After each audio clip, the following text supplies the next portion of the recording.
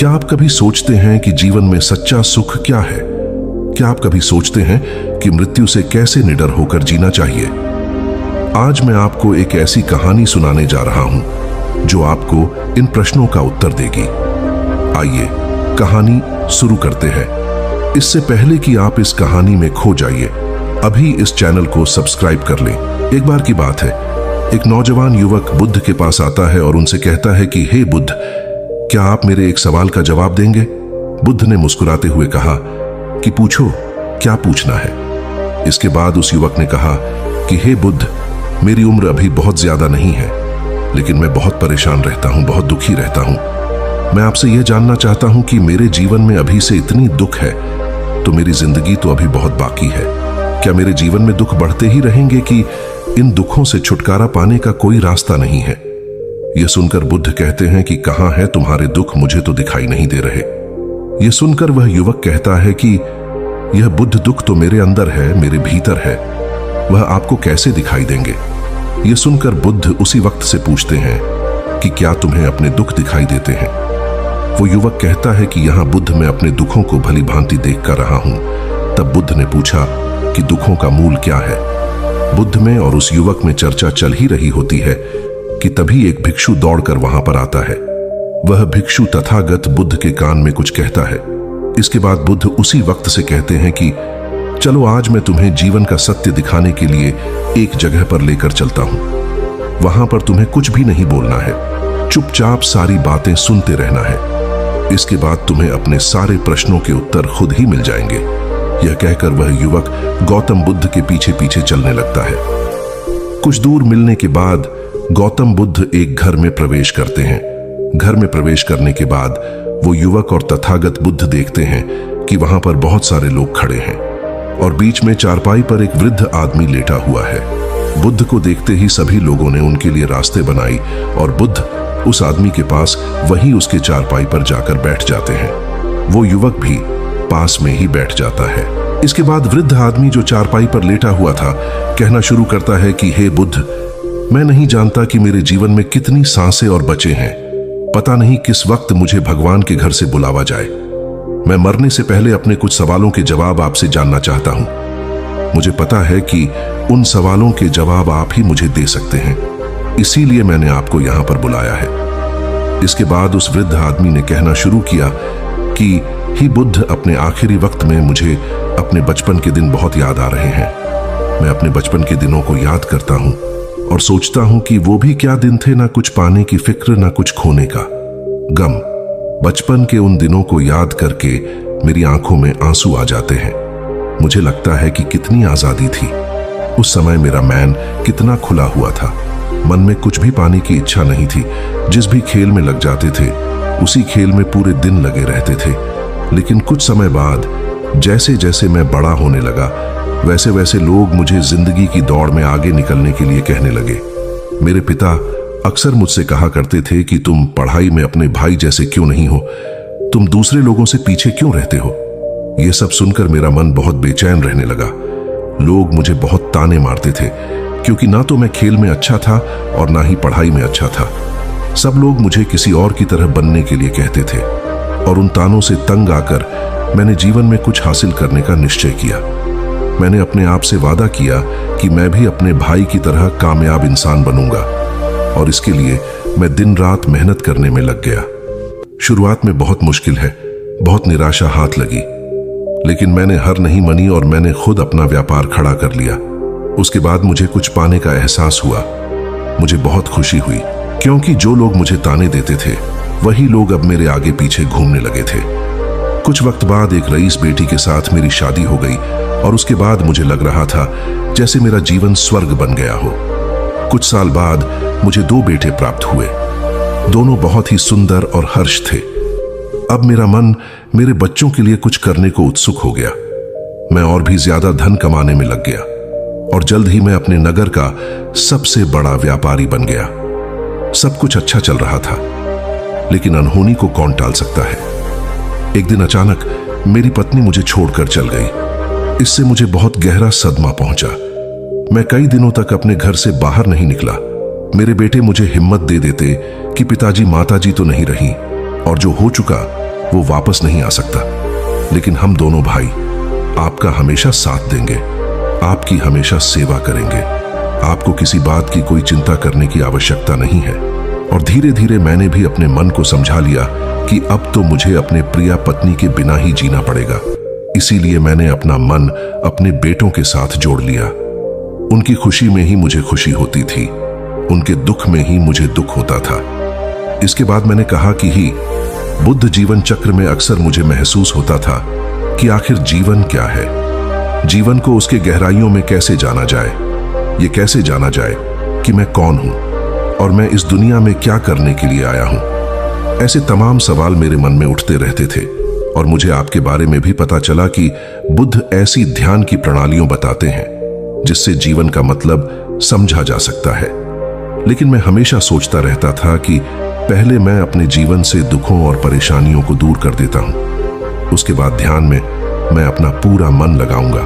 और यही सोच सोच कर मैं कभी ध्यान नहीं कर पाता था। धीरे धीरे वक्त भी तरह और आखिर में उम्र ढलने के बाद में बीमार पड़ गया। वैसे मेरे जीवन में कोई कमी नहीं रही। मेरे बेटों ने मेरा अच्छा साथ दिया, मैंने जीवन में बहुत कुछ हासिल भी किया। लेकिन अब मैं अपने जीवन में अगर पीछे मुड़कर देखता हूं तो मुझे एहसास होता है कि मेरे बचपन के दिन ही सबसे प्यारे दिन थे।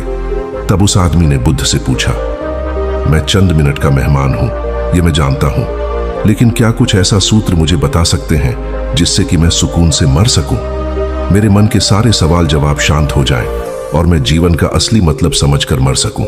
यह सुनकर बुद्ध ने कहा कि हर इंसान को बचपन के दिन प्रिय क्यों होते हैं, क्योंकि उस समय उसे कोई भी चिंता ही नहीं रहती।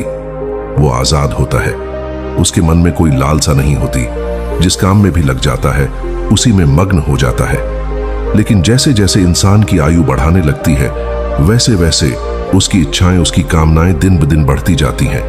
और इसीलिए अक्सर इंसान भविष्य की तैयारी में लगा रहता है या फिर अतीत के बारे में सोचता रहता है और वह वर्तमान में जीना भूल जाता है। और वहीं अगर हम किसी छोटे बच्चे को देखें तो उसके लिए कोई भविष्य या कोई अतीत नहीं होता, उसके लिए बस वर्तमान होता है। और इसीलिए वो वर्तमान में पूरा आनंदित होकर रहता है। तुमने अपना पूरा जीवन अपनी कामयाबियों, अपने बेटों, अपनी पत्नी और अपने भविष्य की योजनाओं में ही बिता दिया। और तुम हमेशा यही सोचते रहे कि पहले मैं अपने जीवन को व्यवस्थित कर लेता हूं और उसके बाद सत्य की खोज करूंगा, उसके बाद ध्यान करूंगा। लेकिन हम यह भूल जाते हैं कि कल कभी नहीं आता, भविष्य की योजनाएं कभी पूरी नहीं होती। जब एक योजना पूरी होती है तो हमारा मन दूसरी योजनाएं बना लेता है और इस प्रकार जीवन चक्र चलता रहता है। और अब आखिरी समय में जब मृत्यु तुम्हारी सैया पर लेटी हुई है तो तुम्हें एहसास हो रहा है कि मैंने जीवन में कुछ भी हासिल नहीं किया। अब तुम्हें लग रहा है कि जो भी तुमने किया उसमें से तुम एक सुई भी अपने साथ नहीं ले जा सकते। अगर यही बात तुम उसे वक्त समझ लेते, मृत्यु कभी निश्चित होकर नहीं आती, वो तो कभी भी आ सकती है। अगर ये बात उसे वक्त तुम्हारा मन समझ लेता तो तुम उसी वक्त ध्यान और सत्य की खोज में लग जाते। तुम कोई ऐसी चीज खोजने की कोशिश करते जो तुम्हारे साथ जा सके, जो तुम्हें परिपूर्णता से मरने का मार्ग दिखा सके। उसे वृद्ध आदमी ने हाथ जोड़कर बुद्ध से कहा कि बुद्ध, यह तो मैं जानता हूं कि मुझसे गलतियां हुई हैं, मैंने अपने जीवन को सार्थक रूप से जिया ही नहीं और इस बात का मुझे बहुत गहरे में एहसास हो चुका है। लेकिन मैं आपसे फिर से वही सूत्र जानना चाहता हूं कि क्या मैं अभी परिपूर्णता के साथ नहीं मर सकता? क्या मुझे अभी सत्य की कोई झलक नहीं मिल सकती?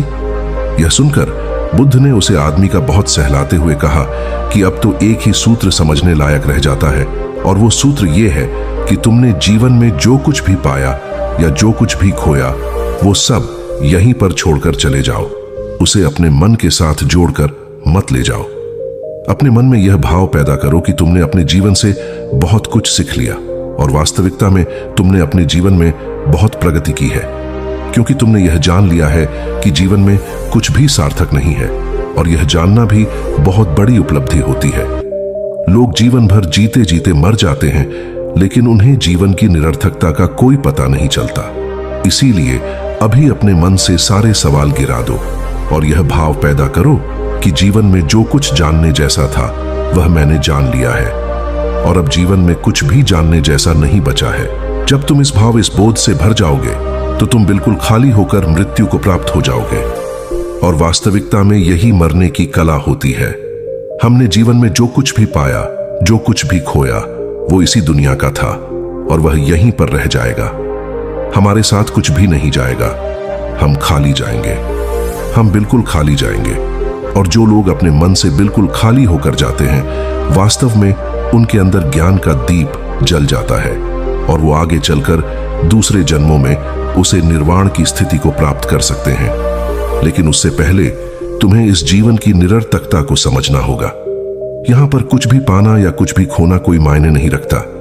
इसके बाद बहुत देर तक मैंने कोई सवाल नहीं पूछा और वह मुस्कुराते हुए मृत्यु को प्राप्त हो गया। इसके बाद बुद्ध ने उसे नौजवान युवक से पूछा कि क्या तुम्हें अपने सवालों के जवाब मिले, और मिले तो तुम्हें क्या जवाब मिले, सभी को बताओ। उसी वक्त ने कहा कि हे बुद्ध, मुझे अपने सवालों के जवाब मिल गए हैं।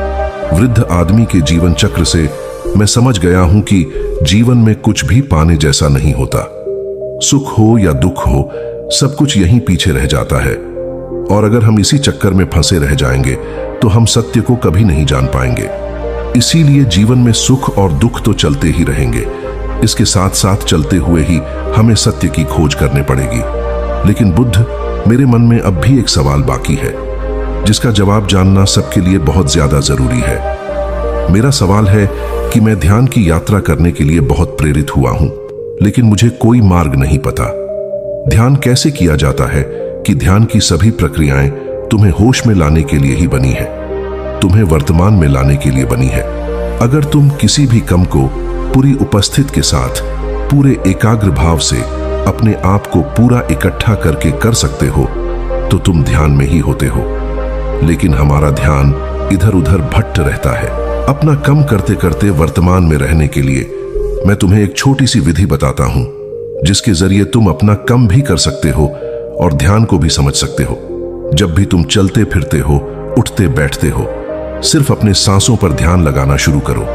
सांस किस नाक से आ रही है, किस नाक से जा रही है, ना कि कौन से कोने से टकरा रही है। सिर्फ तुम उसके साक्षी भर हो जाओ, सिर्फ उसको देखते रहो। कुछ भी काम कर रहे हो, चल रहे हो, फिर खाना खा रहे हो, सिर्फ अपने सांस पर ध्यान लगाओ। और यह करते वक्त तुम्हें महसूस होगा कि तुम्हारा दिमाग, तुम्हारे विचार तुम्हें इधर उधर ले जाते हैं। लेकिन थोड़ी देर बाद तुम्हें फिर से होश आएगा कि तुम्हें अपनी सांसों पर ध्यान लगाना है और तुम्हारा ध्यान फिर से सांस ऑटोमेटिक जाएगा। और धीरे धीरे जब तुम अपने विचारों को देखने लगोगे तो तुम पाओगे कि विचार विलीन होने लगे हैं। तुम्हारे अंदर बस एक खाली मैदान बचा हुआ है। सारे सवाल जवाब विलीन हो चुके हैं। इसके बाद बुद्ध ने कहा कि सांसें जो होती हैं वो वर्तमान में चलती है, ना ही वो भविष्य में चलती है, ना ही अतीत में चलती है। वो वर्तमान होता है, वही वर्तमान स्थिति होती है।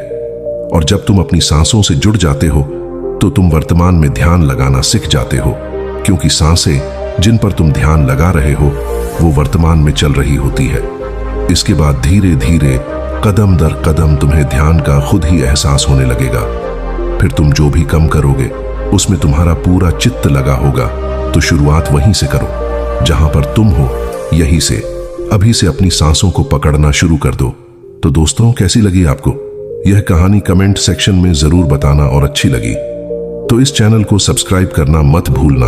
तो मिलते हैं अगले कहानी में, तब तक के लिए अपना ख्याल रखें।